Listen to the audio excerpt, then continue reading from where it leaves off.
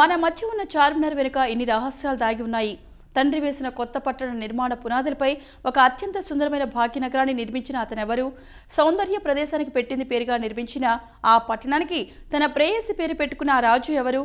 భాగమతి అనే బంజారా స్త్రీని ప్రేమించి పెళ్లి చేసుకుని తర్వాత ఆమె పేరు మీదే ఒక నగరాన్ని నిర్మించిన అతను ఇందుకు ఎవరు? ఆవిడ పేరు మీద నిర్మించబడిన ఆ పట్టణం ఏంటో ఇప్పుడు మనం తెలుసుకుందాం. సుమారు 400 ఏళ్ల నుండి తెలంగాణ ప్రాంతంలో ఉన్న ఏకైక పెద్ద పట్టణం కుతుబ్ షాహీల రాజ్యానికి తొలి రాజధాని గోల్కొండ నగరం. ఈ గోల్కొండ కోట కాకతీయుల కాలంలో క్రీస్తు శకం 1143లో నిర్మితమైనది. ఓరుగలను పాలించిన ప్రభు కృష్ణదేవ్ దీనిని క్రీస్తు శకం 1363లో బహమనీ సుల్తాన్ మొదటి మహమ్మద్ షాకు అప్పగించాడు. కాలక్రమంలో అప్పటి బహమనీ సుల్తాన్ మహమూద్ క్రీస్తు శకం 1496లో సుల్తాన్ కులీ కుతుబ్ ఉల్ ముల్క్ను గోల్కొండ తరఫ్దారుగా నియమించారు. బహమనీ రాజ్యం పతనమవుతున్న కాలంలో సుల్తాన్ కులీ కుతుబ్ షా క్రీస్తు శకం 1518లో స్వాతంత్ర్య రాజై గోల్కొండను రాజధానిగా చేసుకుని ఆ మేరకు పట్టాభిషిక్తుడయ్యాడు. తర్వాత ఇబ్రహీం కుతుబ్ షాహీ కాలంలో గోల్కొండ జనాభా పెరిగిపోయింది. నీటి వసతులు సరిగ్గా లేకుండా అంటువ్యాధులు ప్రబలాయి.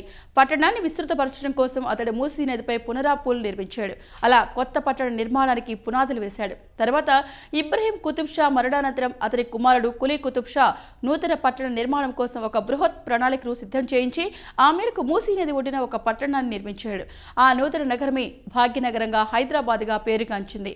మూసీ నది ఒడ్డున నిర్మించిన ఆ సుందర నగరాన్ని కులీ కుతుబ్ షా తన ప్రియురాలు బాగ్మతి అంటే బాగమతి, బాగ్ నగరమని భాగ్యనగరమని పిలిచారు. భాగ్యనగరం హైదరాబాద్ అయింది. ప్రపంచ ప్రసిద్ధి సుందర నిర్మాణాలలో హైదరాబాద్ చార్మినార్ ఒకటి. చార్మినార్ వద్ద షాపింగ్ చాలా సందడిగా ఉంటుంది. ప్రతి సాయంత్రం శని, ఆదివారాలు మరియు సెలవు దినాలలో ప్రజలు షాపింగ్ చేయడానికి ఇక్కడికి వస్తూ ఉంటారు. చార్మినార్లోని చార్ల అద్భుతం 400 సంవత్సరాల చరిత్ర కలిగిన చార్మినార్కి చార్తో విడతీయరాని సంబంధం ఉంది. 4 మీనార్లతో నిర్మితమై ఉంది కనుక దీనికి చార్మినార్ అని పేరు వచ్చిందనేది అందరికీ తెలిసిందే. కానీ చార్మినార్ నిర్మాణంలో అడుగడుగునా 4 దాగి ఉందనేది అందరికీ తెలియని అద్భుతం. ప్రపంచంలోని అద్భుత కట్టడంగా ఖ్యాతిగాంచిన చార్మినార్లోని చార్కు చాలా ప్రత్యేకత ఉంది. ప్రతి కోణంలోనూ 4 ప్రతిబింబించేలా నిర్మించిన చార్మినార్ అప్పటి నిర్మాణ చాతుర్యానికి, కళా నైపుణ్యానికి సజీవ సాక్ష్యంగా నిలుస్తోంది. చార్మినార్కి ఆ పేరు పెట్టడానికి మరో 20 రకాల కారణాలున్నాయంటే ఆశ్చర్యం అనిపిస్తోంది. గోల్కొండ నుండి ప్రస్తుత హైదరాబాద్ నగరానికి తన రాజధానిని మార్చిన కొద్ది రోజుల తర్వాత మహమ్మద్ కులీ కుతుబ్ షా అనే రాజు 1591వ సంవత్సరాన ప్లేగ్ వ్యాధి నివారణకు గుర్తుగా కట్టించాడు. ఎంతో అందమైన పనితనంతో జాలీ నిర్మించారు. ఈ అంతస్తులో ఒక చిన్న మసీదు కూడా ఉంది. నమాజ్ చేసుకోవడానికి వీలుంది. ఈ మసీదు కూడా 4 మినార్లు ఉన్నాయి. ఇన్ని ఆసక్తికరమైన అంశాలు చార్మినార్ కట్టడంలో దాగి ఉన్నాయి. ప్రతి మినార్లోనూ 140 మెట్లు ఉన్నాయి.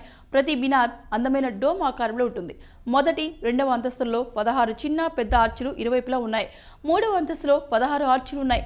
మొదటి అంతస్తులో ఆర్చులకి, మినార్లకి మధ్య చతురస్రాకారంలో 16 గజాల చుట్టుకొలతో ఒక నీటి కొలను ఉంది. కట్టడం పైకి వెళ్ళడానికి ప్రతి మినార్లోనూ మెట్లు ఉన్నాయి. ఆ మెట్లను చేరుకోవడానికి 4 ఆర్చులు ఉన్నాయి. ప్రతి మినార్లోని బాల్కనీల శిల్పాలు పెట్టేందుకు వీలుగా 44 ఖాళీ స్థలాలు ఉన్నాయి. ఈ కట్టడానికి గల విశాలమైన ఆర్చులకు ఇరువైపులా పైన పేర్కొన్న విధంగా 4 ఖాళీ స్థలాలు ఉన్నాయి. ఇటువంటి స్థలాలు మొత్తం 32 ఉన్నాయి.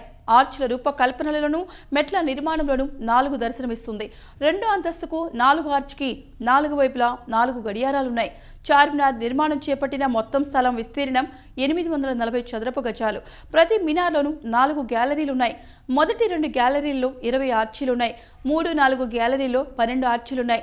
ఈ చారిత్రాత్మక కట్టడం 4 రోడ్ల కోడెలలో గస్తీ తిరిగితే సైనికులా ఉంటుంది. భారతదేశంలో అతి తక్కువ స్థలంలో నిర్మించిన చారిత్రక కట్టడాల్లో చార్మినార్ ఒకటి. చార్మినార్కు నలువైపులా ఉన్న 40 ముఖాల కొలతలు 4తో భాగించే విధంగా నిర్మించారు. ఇది అద్భుతమైన నిర్మాణ శైలికి దర్పణంగా నిలుస్తోంది. అలాగే 4 మినార్ల ఎత్తు కూడా 60 గజాలు.